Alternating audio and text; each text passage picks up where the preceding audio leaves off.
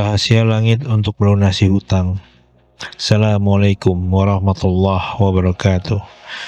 Di dunia ini tak sedikit insan yang tersungkur bukan karena luka di tubuh, melainkan karena sesak di hati akibat lilitan hutang.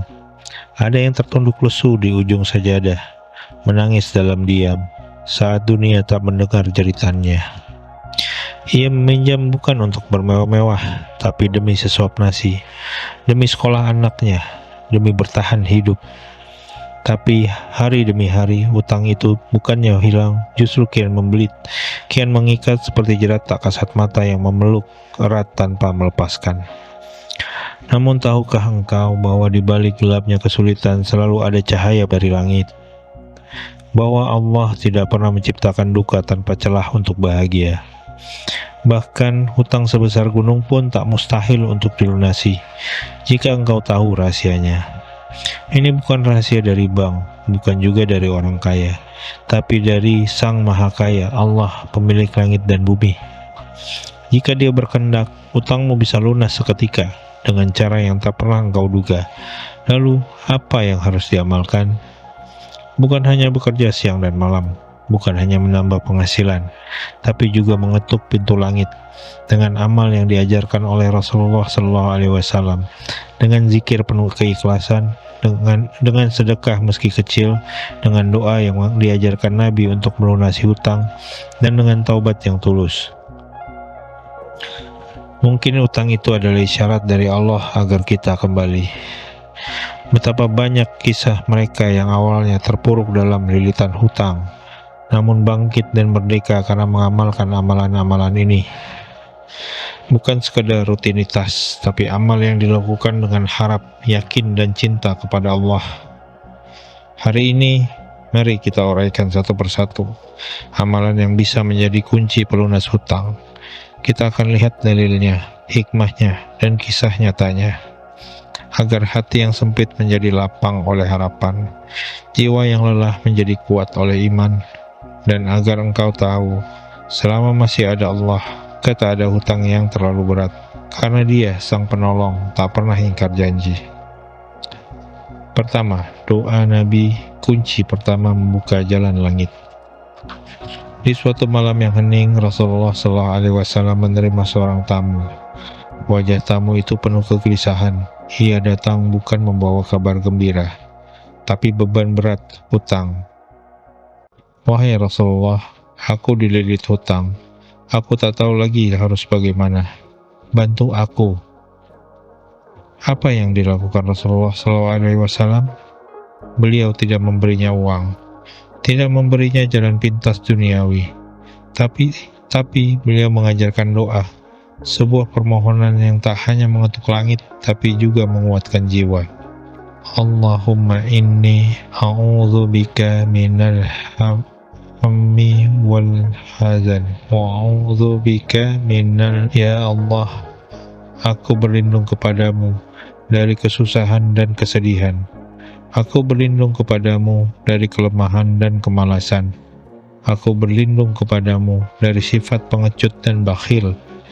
Dan aku berlindung kepadamu dari lilitan hutang dan tekanan manusia.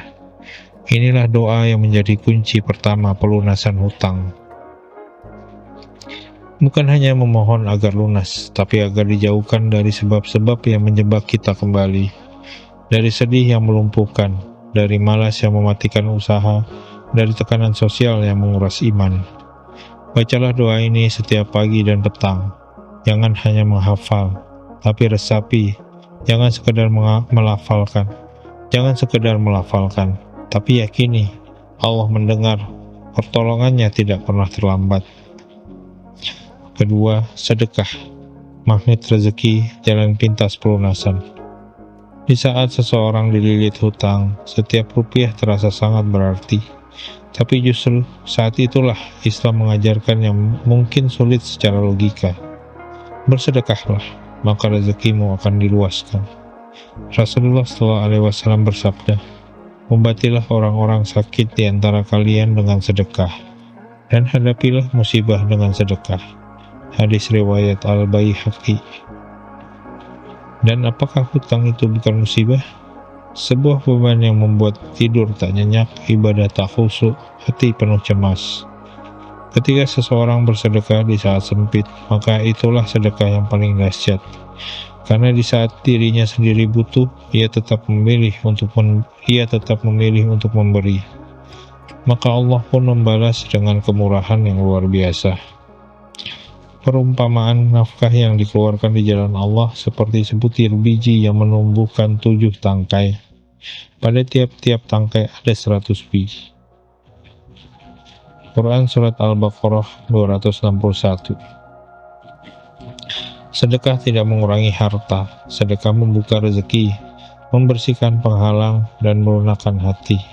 Bahkan bisa jadi satu sedekah yang tulus di waktu yang tepat menjadi sebab utang bertahun-tahun lunas dalam sekejap. Mulailah dari yang kecil, 1.000 rupiah, 2.000, sebungkus nasi. Jangan tunggu kaya untuk bersedekah, karena yang Allah nilai bukan besar nominalnya, tapi besar keikhlasannya.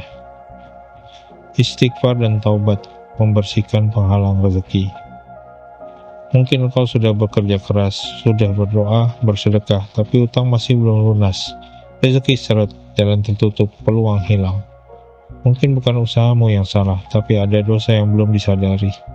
Sebagaimana saluran air bisa mampet karena kotoran, rezeki bisa tersumbat karena dosa-dosa yang menumpuk. Allah berfirman, maka aku katakan kepada mereka, mohonlah ampun kepada Tuhanmu, sungguh Dia Maha Pengampun.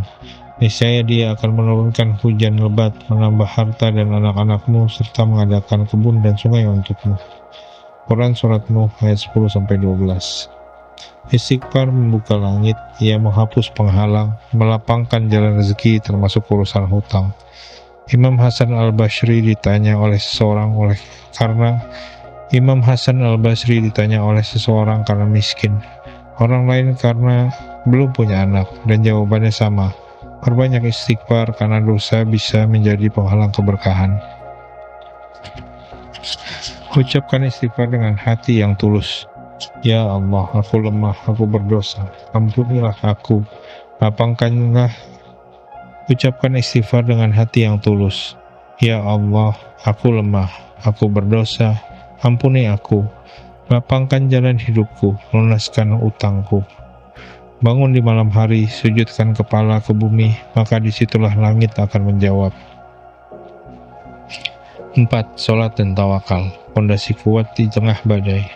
Hutang seringkali lebih menghantam batin daripada angka. Ia bisa membuat hidup gelap, jiwa gelisah, dan hati tak lagi percaya diri. Tapi Islam tak membiarkan kita hanyut. Di tengah badai ada jangkar kokoh, salat dan tawakal. Jadikanlah sabar dan salat sebagai penolongmu. Sungguh salat itu berat kecuali bagi yang khusyuk.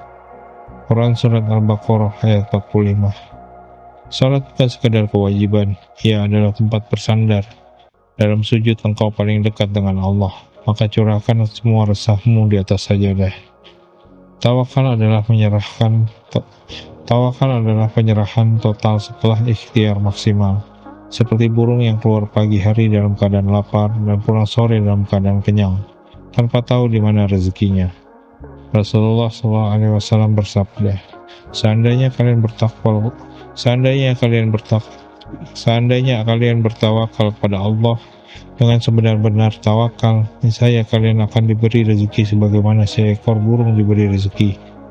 Pergi pagi hari dalam keadaan lapar dan pulang sore dalam keadaan kenyang. Hadis riwayat Tirmizi.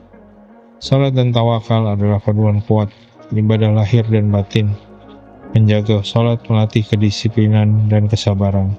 Tawakal menjaga ketenangan dan keyakinan. 5. Menjauhi penyebab hutang, gaya hidup, dan riba. Jika kita ingin Allah melunasi hutang kita, maka kita juga harus berhenti dari hal-hal yang membuat kita jatuh ke lubang yang sama. Janganlah kamu boros. Sesungguhnya orang-orang yang boros itu adalah saudara-saudara setan. Quran Surat Al-Isra ayat 26 dan 27. Gaya hidup hedonis, konsumtif, mengejar gengsi, memaksa diri tampil mewah padahal tak mampu. Semua itu membawa ke jurang hutang. Begitu juga dengan riba, janjinya manis tapi ujungnya pahit. riba menghancurkan keberkahan.